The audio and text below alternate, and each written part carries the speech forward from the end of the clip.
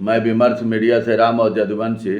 हमारे साथ विमर्श मीडिया के निदेशक श्री प्रदीप रुंगटा जी हैं, पूर्वांचल जनमोर्चा के अध्यक्ष श्री सरदेव यादव जी।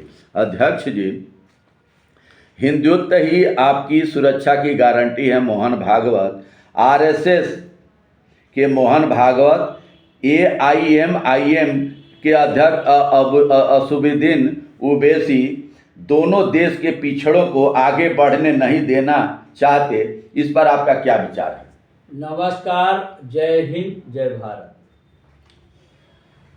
देखिए, मोहन भागवत जी कहते हैं कि वे हिंदू को जो है एक होना चाहिए ना जी। हमें ये नहीं पता लगता है मोहन भागवत जी कि हिंदू है कौन जी और हिंदू एक होगा कौन जी। भाई, इसकी व्याख्या कभी नहीं करते भागवत। संविधान की मोहन भागवत कभी बात नहीं करके संविधान में सब धर्म संपन्न माने सबकी सुरक्षा दिया। संविधान के तक कभी मोहन भागवत बात ही नहीं करते हैं। यदि हिंदू ही की बात कर रहे हैं तो हिंदू कौन कौन है ये परिभाषा बताना पड़ेगा ना जी। अब खुल करके बोलिए ना। उनके ही जो दल के लोग हैं, उन्हीं के सपोर्टर लोग हैं जी, वो हिंदू मुस्लिम करते हैं जी। कई पिछड़ा दलित जा रहा है, घोड़ी पर चढ़ रहा है तो उसको मारपीट कर रहे हैं जी। कोई अपनी अंतिम संस्कार करने के लिए जा रहा, बिहार में अभी हुआ है जी। तो उसको शमशान घाट नहीं जाने देते तो बीच रोड पर मैंने उसको उसकी अंतिम क्रियाक्रम भी नहीं करने दिया जा रहा है। यही वर्ग लोग और मोहन भागवत के समाज के लोग। अभी एक मध्य प्रदेश में हुआ है कोई कांड जी। जब ये अभी अत्याचार हो रहा है जी और किसी को पेशाब छिड़कवाया जाता है, किसी की चुटिया काट ली जाती है जी, तो वो हिंदू है या मुसलमान है या ईसाई है या फारसी है। अभी माघ मेले में ब्राह्मणों के चुटिया उखाड़ उखाड़ करके मारे योगी आदित्यनाथ जी के उखाड़ कर नोच लिया। महात्माओं में ये वो कौन से गुनाह किए हुए? आज तो कह रहे हैं जी, धर्माचार कर रहे हैं जी। इतनी उत्पात और इतना तो भेदभाव जो अंग्रेजों के समय नहीं था। अरे मुगल भी नहीं किए थे।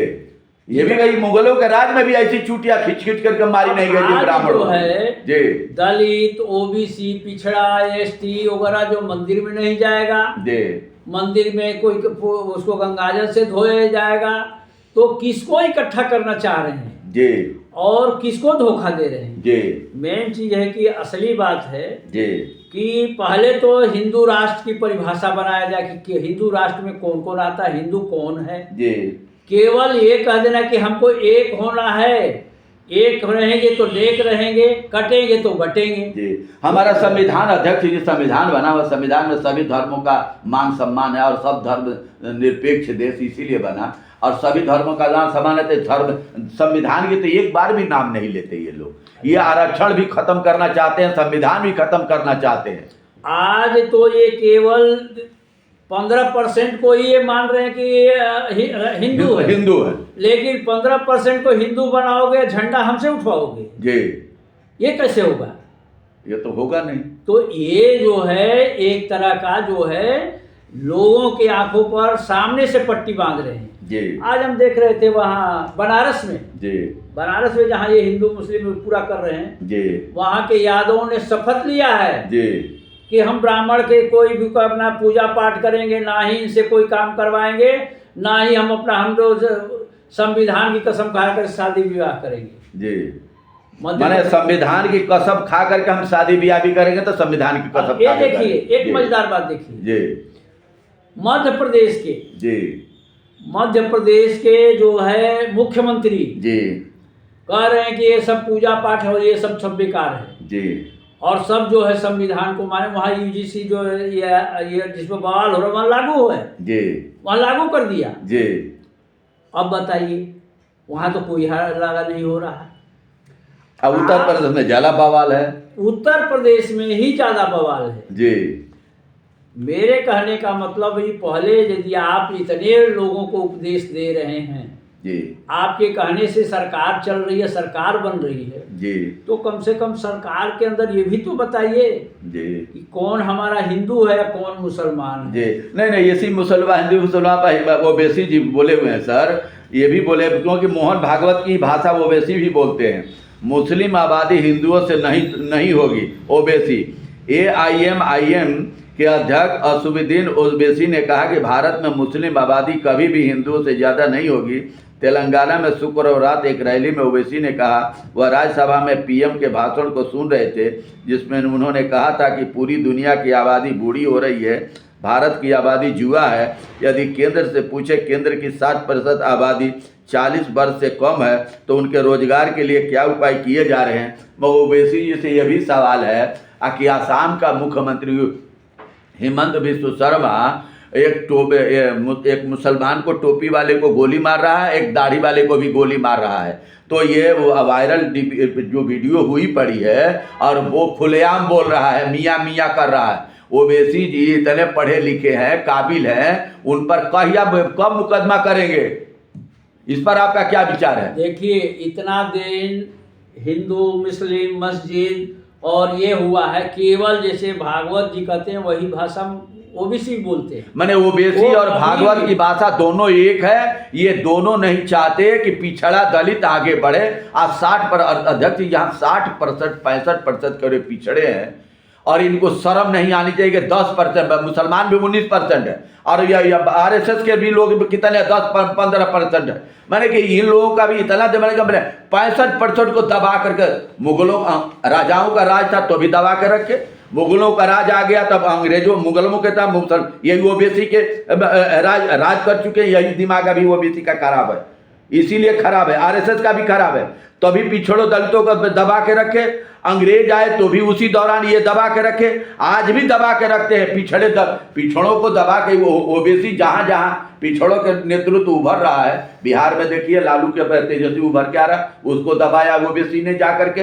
बंगाल में ममता बनर्जी को दबा रहा, पिछड़े वहाँ पर समाज के उभर है। उत्तर प्रदेश में पिछड़े अखिलेश यादव समाजवादी पार्टी के, इनको भी मैंने पिछड़ों का नेता उभर रहा, इनको दबाने के लिए यहाँ चुना। मैंने कि सब जगह वही काम करे कि बीजेपी को फायदा हो और पिछड़ों को सताया जाए।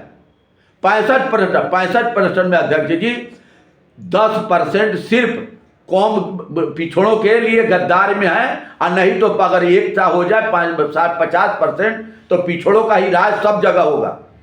हम ये जानना चाह रहे हैं कि पिछड़ों पर, दलित पर और हिंदुओं पर अत्याचार तो कब मोहन भागवत जी आगे आते हैं, या मुसलमानों पर कोई बात होती है तो कहाँ कब ओबीसी खड़े होते हैं? क्यों नहीं ओबीसी मुकदमा? अभी हेमंत बिस्व शर्मा आसाम का मुख्यमंत्री है, गोली मार रहा है, और ओबीसी क्यों नहीं मुकदमा किया सुप्रीम कोर्ट में? संविधान की शपथ लिया हुआ है। ये जितने भी हैं वो केवल वोट लेकर के अपनी राजनीति कर रहे हैं, उससे जाति से, उससे पिछड़ा से, दलित से कोई मतलब नहीं जी।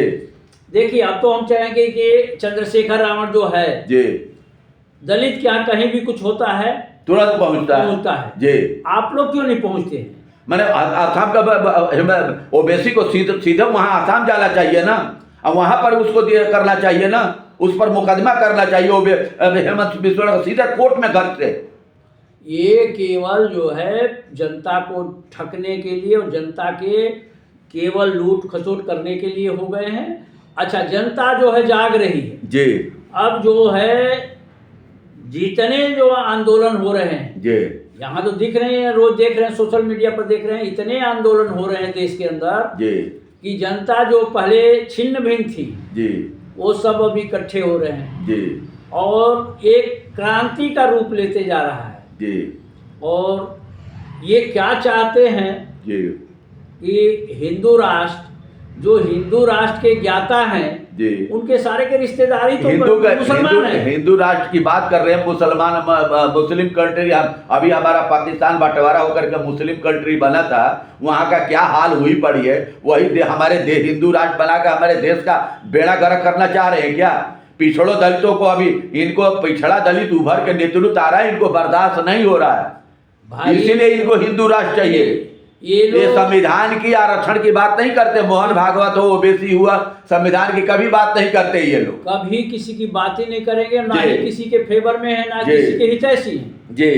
ये दोनों ओबीसी RSS दोनों मिली हुई है, ये दोनों लोग मिले हुए हैं। जो है केवल जनता को और देश में उथल पुथल करने की ये राजनीति खेलते हैं जी, और जनता इनकी मनोबल को धीरे धीरे समझ रही है जी।